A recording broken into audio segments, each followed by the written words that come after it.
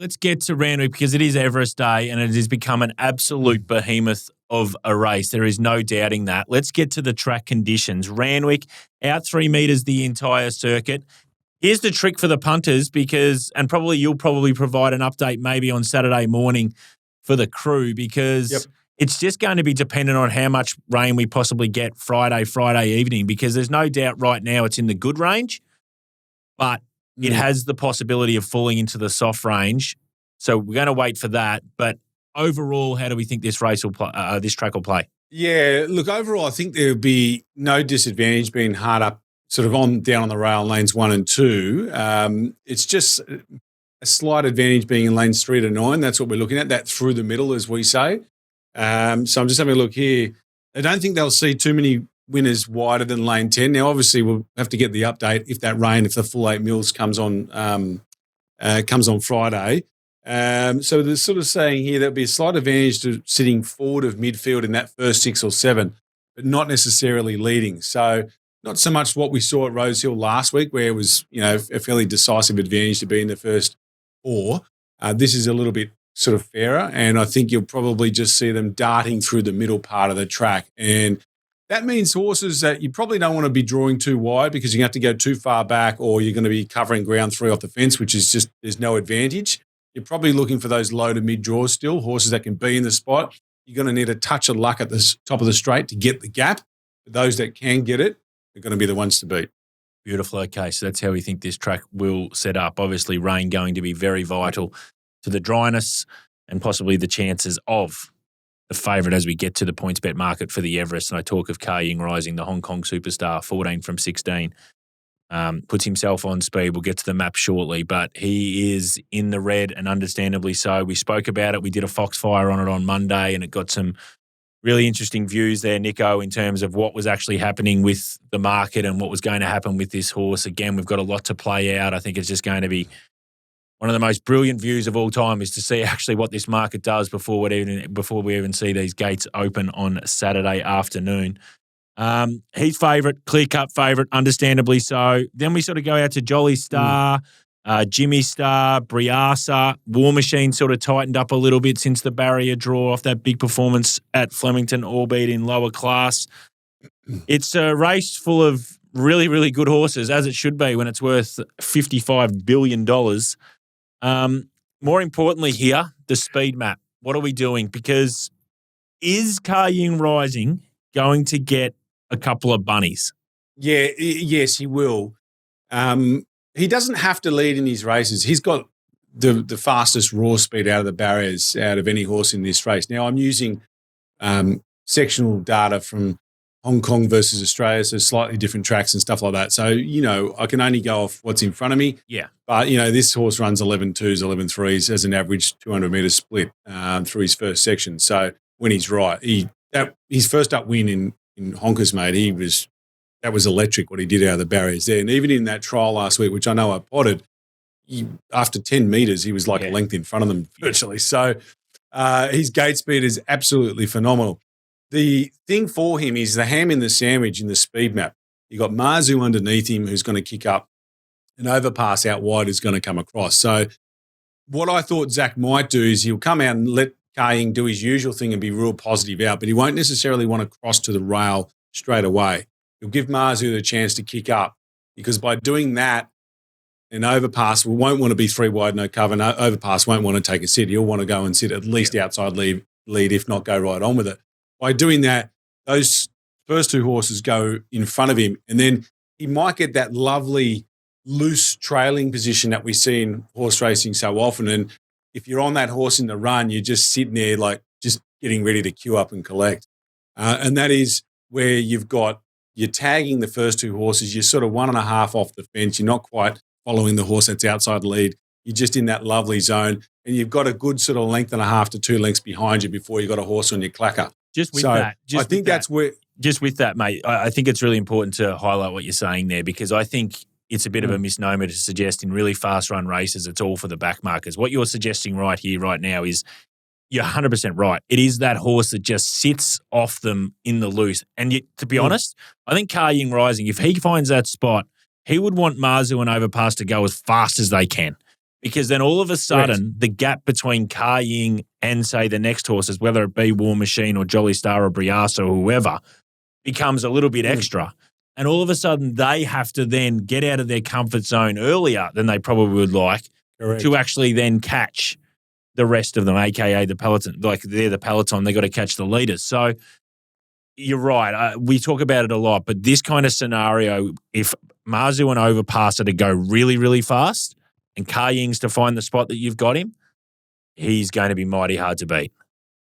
That's exactly it, Julesy. And you might remember going into the Golden Slipper, I love studying early speed, because if you can find the horse that's going to travel the most in its comfort zone in whatever race shape's going to unfold, that's the horse you want to be on. And the big pros have got great data.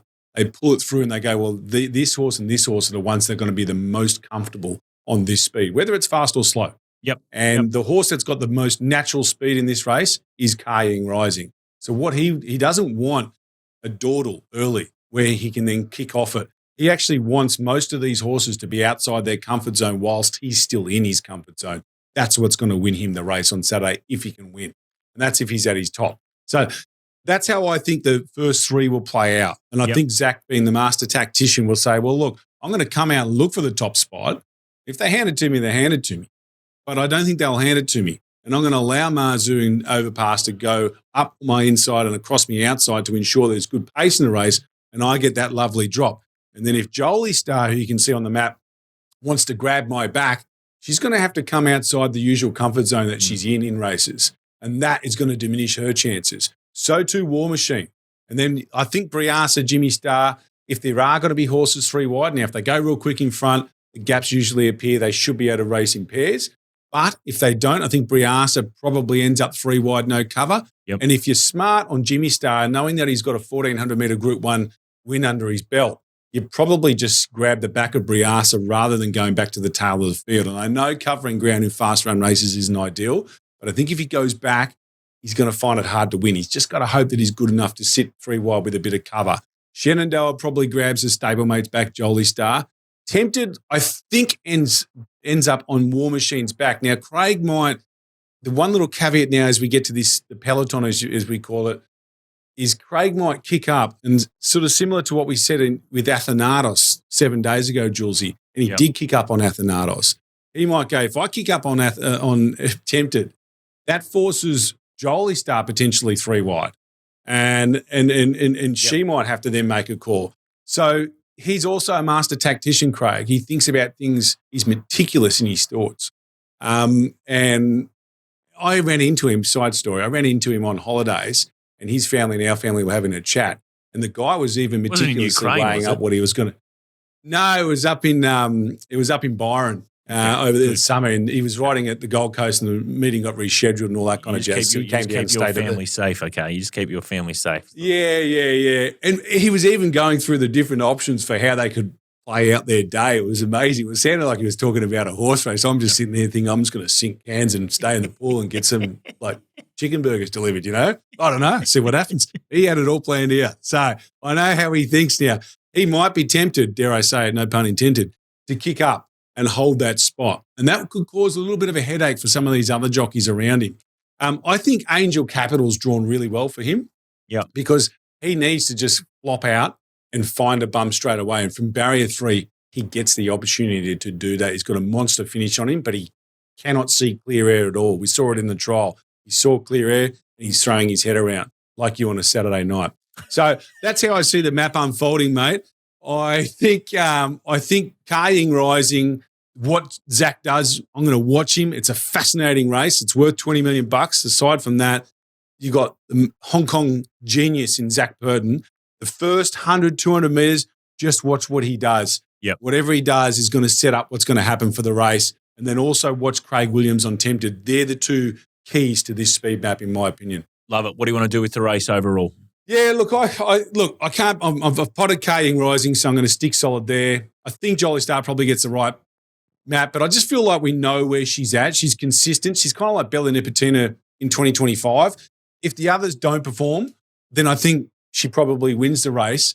But I just feel like the two X factors, and well, probably 3. Lady Shenandoah, if you can forgive that last start performance, if you can forgive it. Which you can. Go It back and was watch just Mini Valley. It just wasn't her track. And the way they had to go back from the barrier, and it was just forgive. It was a forgive. So she's still in the mix for mine because before that, she was just looking electric. And then Tempted as well. I know we've been potting the 3 odds, but I'm starting to look at the Bivark figure from the Golden Rose and go, this animal might be just next level. He might have just gone to that level as a spring 3-year-old, and it can happen. Tempted charged into the race and just petered out on a run. She reminds me a bit of In Secret, the Godolphin filly from a few years ago. She doesn't really get 1,400 metres, but she's so good that she still ran well in the Golden Rose. Yep. Back to 1,200 metres, drops in weight. I know we've potted the 3-year-olds, mate, but I think she's in the mix here. Yep. And then Angel Capital. Here's the other X Factor horse. He finds the bum in the run. We don't really know where the ceiling is with him, this galloper. So he's going to have to go to a new level, but everything suggests he possibly could. I'm going to play 8, 10 and 12 in the race and just hope for a bit of a boil over. You've predicted a few locals there. What are you going to do in terms of investing? Because we've spoke about this on Foxfire that I'm assuming the way we think the world full tote's going to be, you're going to play through the totes with those domestic horses? Yeah, Kai Dawkins. Hello, Kai. He actually sent something in for Larry's letterbox, which we'll just drag through now, Kai. Yep. He said, if we want to back the Aussies in the Everest, how should we go about doing that, tote or fix?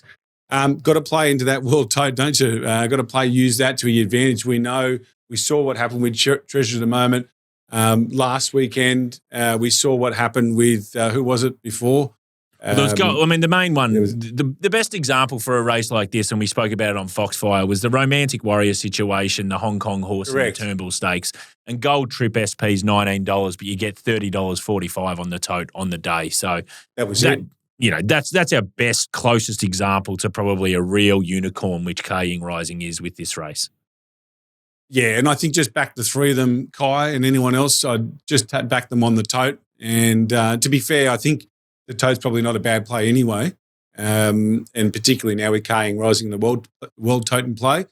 Yeah, that's the way to go, Kai. Yeah, and I think and here's the advice we would give is whether it's the 3 that Nico suggests or any of the other domestic horses, I'd be backing them through the tote. And if you like Ying Rising, I'd be waiting right till the ultimate death and just taking the fixed odds at PointsBet, because that's going to be probably your best ever price you're going to get Ying Rising. Do not play through the totes with him, because you're going to be getting absolutely savaged. That's the Everest.